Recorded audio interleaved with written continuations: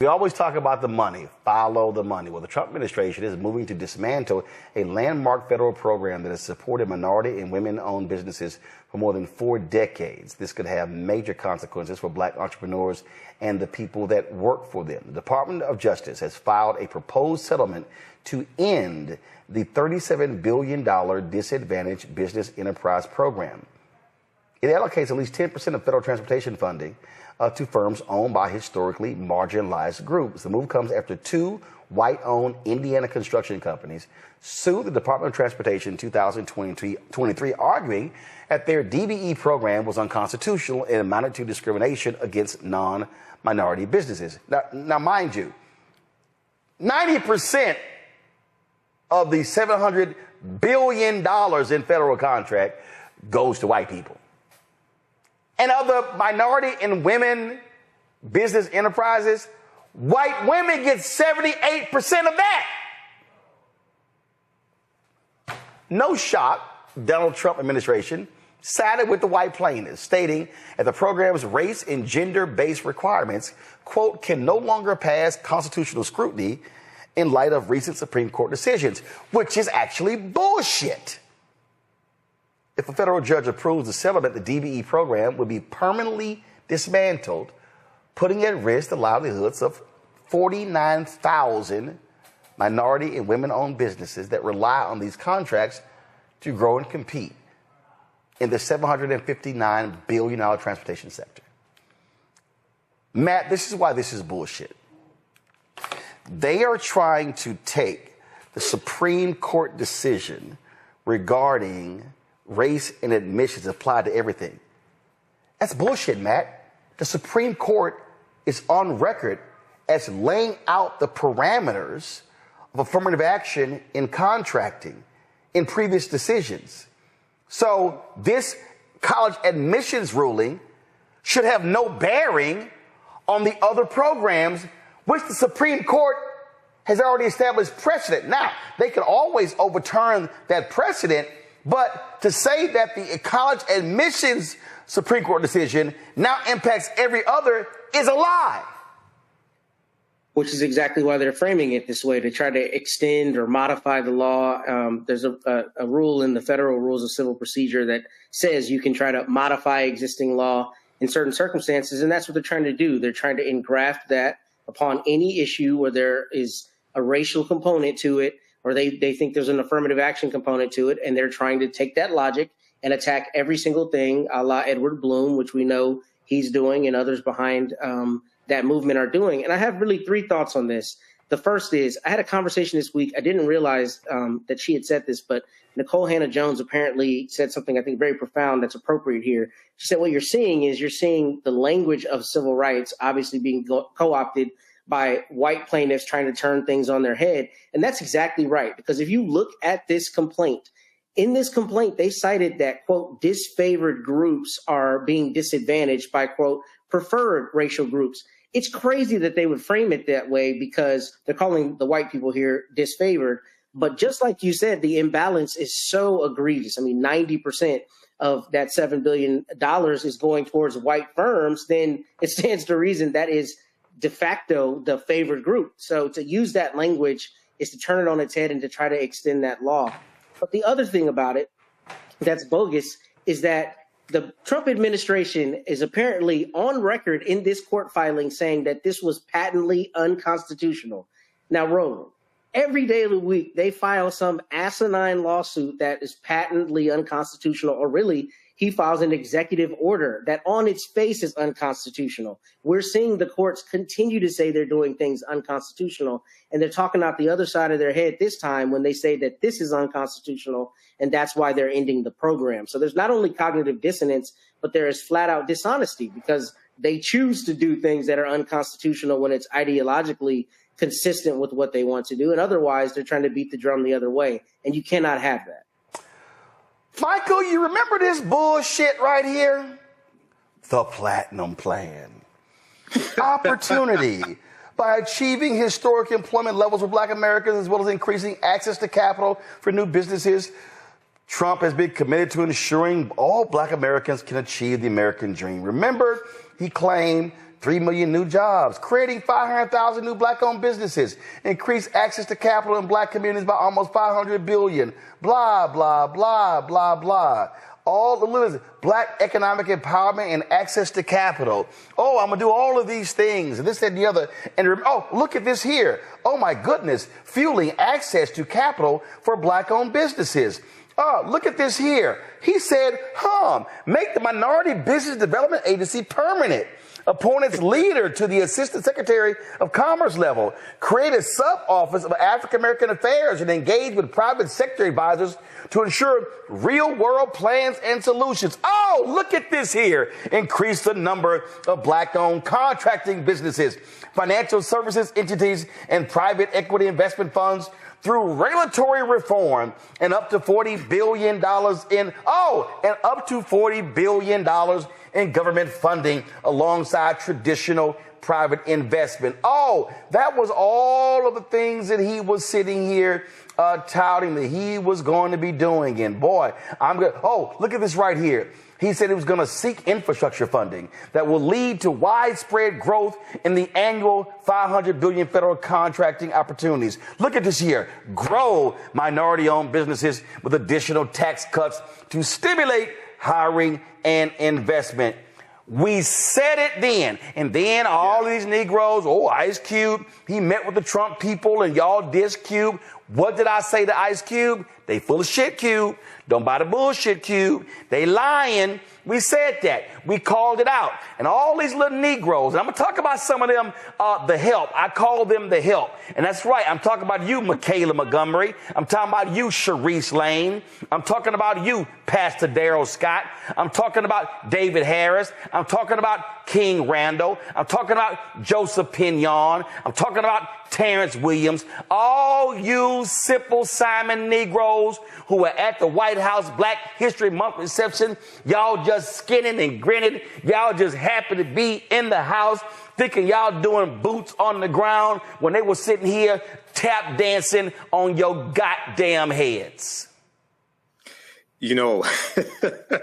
Roland, I call that the fool's gold plan. We talked about this on your show, October 2020. That's when I made my first appearance. I've been on your show for 5 years. I call that the fool's gold plan.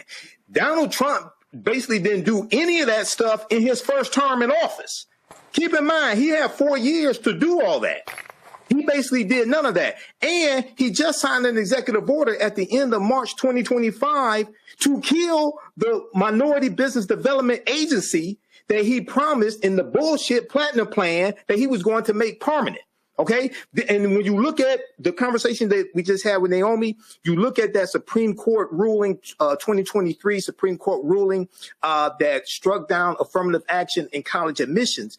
They're using this as one of the tools to gut all these programs that were partially beneficial for African Americans. Whether we talk about the $37 billion program, the Disadvantaged Business Enterprise program, okay, and then you saw on the Platinum Plan, he talked about an infrastructure bill.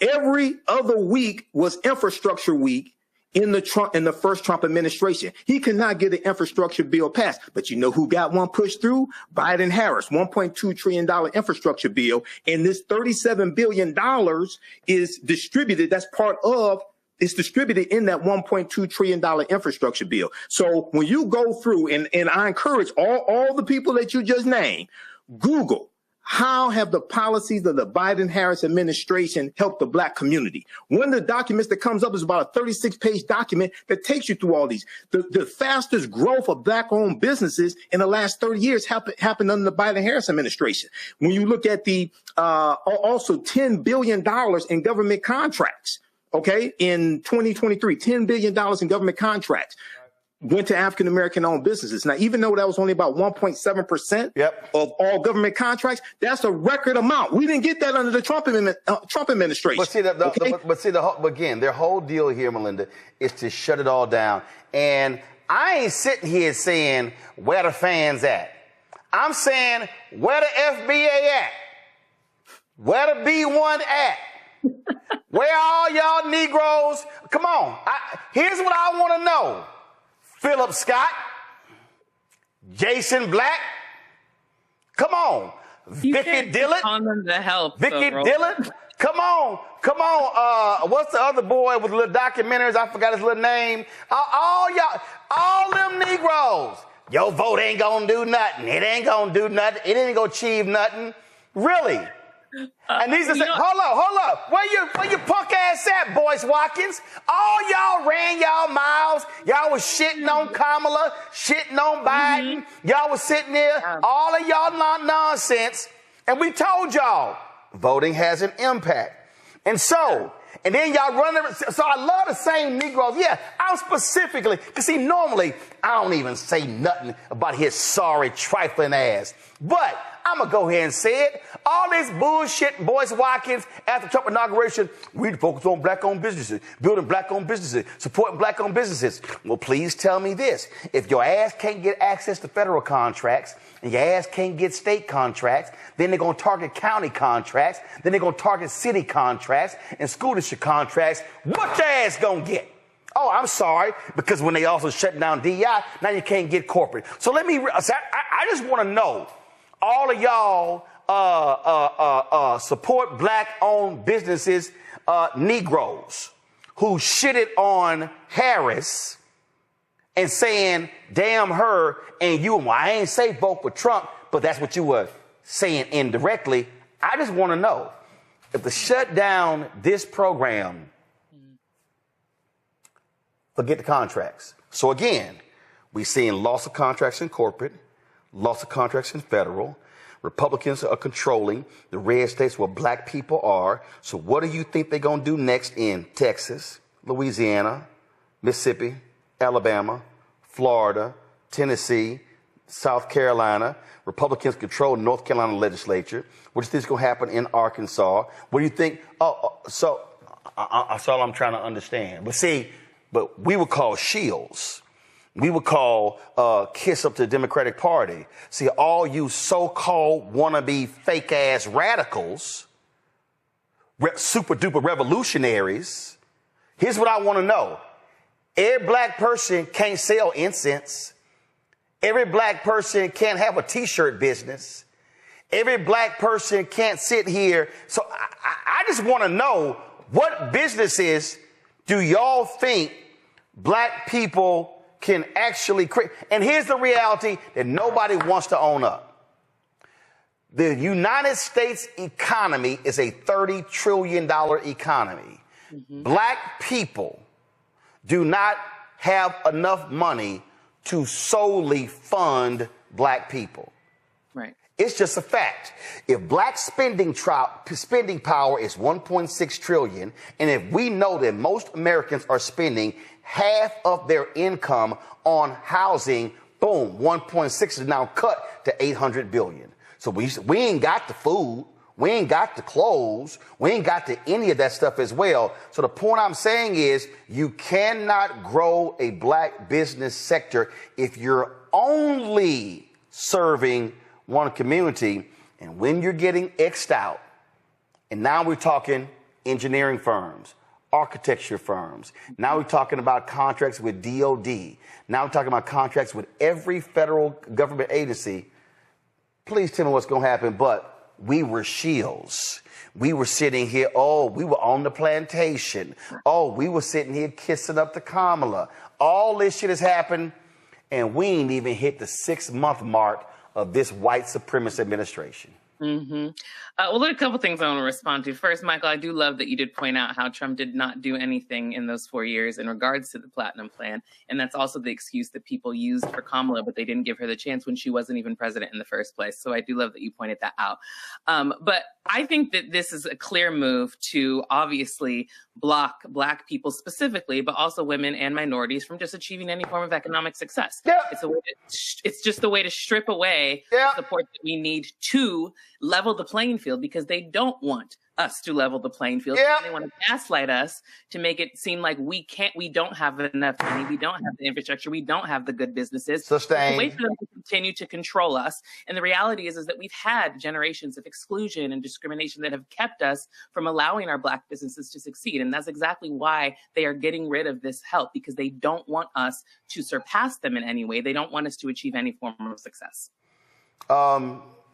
Do all y'all on the show, do y'all remember? Let me just go ahead and pull this up because I think a lot of people just seem to forget. So just in case anybody is sitting here saying, you know, I don't know about all that role, just go to my iPad. See, if y'all go right now to YouTube and type in Roland Martin Defund Black America, you are going to see these are the segments that we did. We've done thus far where I said Trump wants to defund Black America. Oh, I laid it all out. I'm sorry. What is this right here?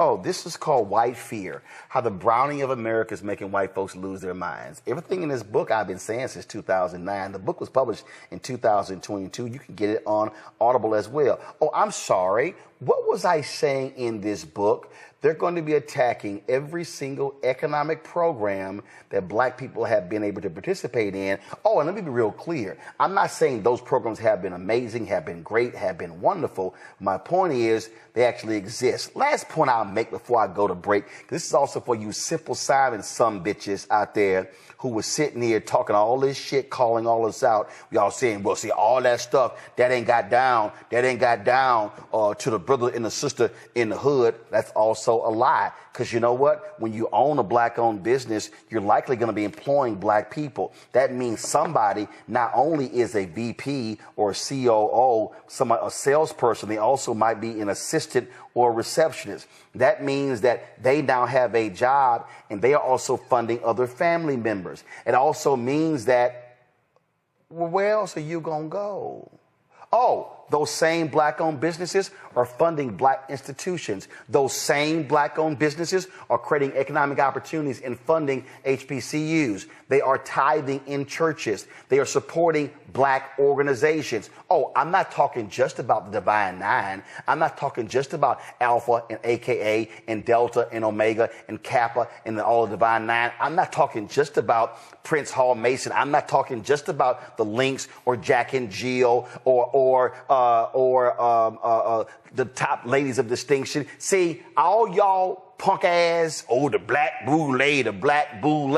Y'all don't know shit about black people. Y'all don't know shit about how black people, how things are funded in the black community. And the underpinning of the black middle class and the black lower class has literally been access to contracts. On top of that, it has been access to jobs in government, federal government, state government, city government, county government, school district government. So what then happens when you begin to whack those particular jobs? What begins to happen when you whack those jobs? Oh, I'm sorry. They start getting laid off. Oh, I'm sorry. What then happens? Their kids now can't go to school. What then happens? They now have to file for unemployment insurance because they don't have a job. And we're seeing that right now. So it's called the downstream effect, the downstream impact of all of these different things. And all y'all Simple Simons. Oh, I remember Umar saying that vote ain't going to get you nothing. Really? Okay. Gotcha. All y'all, all them people y'all listen to, all running their mouths, feeding the algorithm, feeding on Instagram and TikTok and Twitter and Facebook and YouTube, and y'all sitting there going, see, you a sellout. Say, yeah, you a sellout. You a sellout. And we told y'all asses this was going to happen. We told you exactly what they were going to attack. And here's the worst part. They fucking told you to. They gave your ass a nearly 1,000-page document, and they told you we coming after all your shit. And y'all run the fuck around with your little, talking Black Wall Street. Oh, yeah, we need to give back to Black Wall Street. Well, tell me this here. How you gonna build some shit without some contracts? See, y'all, the same Simple Simons. Oh, yeah. See, you got $350,000 from the Kamala campaign. And yeah, you got that. It's called advertising. You know who also got advertising? Disney, Comcast, Sinclair. I could go down the damn line. All media companies live on advertising. Oh, I'm sorry. So if I got a media company, I can't get advertising. So I'm supposed to do shit for free, run ads for free. Really? So when Netflix is running ads on a Fox, what? So Fox get to charge them for ads, but I can't charge them for ads? Is that how this works? Oh, I'm sorry. So how did we just buy our new vehicle for $276,000? How do we pay for the insurance for $20,000 a year? Oh, it's coming from advertising contracts. That shit's called business. So can we just go ahead and cut to the chase? The real reason that people are talking all this shit, a bunch of them Simple Simons, because they actually don't have businesses. They've been talking about opening schools now for a decade. See, I'm going there because, see, this is what happens when you listen to people who don't know shit they talking. I saw a video earlier, and a sister did, she just killed me with the video. She said, don't y'all notice? She said, very few people go from employee to entrepreneur. She said, your ass was never a middle manager. You ain't never seen a P&L statement. You ain't never seen a damn spreadsheet. But now you want to be an entrepreneur because you think a business card says CEO, and now you the boss, and now you running some shit. No, that ain't the case. Oh, I know somebody sitting there saying, damn, dog, you on one. Yeah, I'm on one because we told you, dumbasses, what was going to go down. We told you what they were doing. We told you that they were pissed with the advancements of Black America. We told you they did not like 2043 and the estimate saying America's going to be a nation majority people of color. We told y'all that. So that's why they hate the Haitians in Springfield. That's why they can't stand Black and brown immigrants coming into this country, because they like, nah, this our shit. We told y'all what the scene from the movie The Good Shepherd, when Matt Damon said, when Joe Pesci said, we got this and they got this. What y'all got? They said, we got the United States of America. The rest of y'all just visited. But a lot of y'all chose to listen to chaos agents who are grossly ill-informed. And what are they doing? They snatching it all. What did we just tell y'all? They want to permanently get rid of the Disadvantaged Business Enterprise Program. Yep. Do you now understand that you wiped that out? Now, please tell me how you gonna compete for contracts. You do know that under Trump, they rebundle contracts. So as opposed to having $10 million contracts, which you were then able to compete for, they no, make that one $100 million contract. Now you can't compete. Oh, I'm sorry. Where did that unbundling come from? Oh, that was from Maynard Jackson. That's from Atlanta. You know, the city where Black people were getting 0.0012% of all contracts. 1972, he became mayor in 1973. So what did he say? Let's unbundle contracts to allow an African American to become a prime contractor. What does that mean? Well, because the rules say, I cover city government, y'all cover county government. I saw how they actually wrote the rules of various proposals. Yes, I actually saw how they were written. And they would say, you cannot bid on a prime contract unless you have been a prime contractor. So therefore, if you are only a subcontractor, you never can bid on a prime contractor.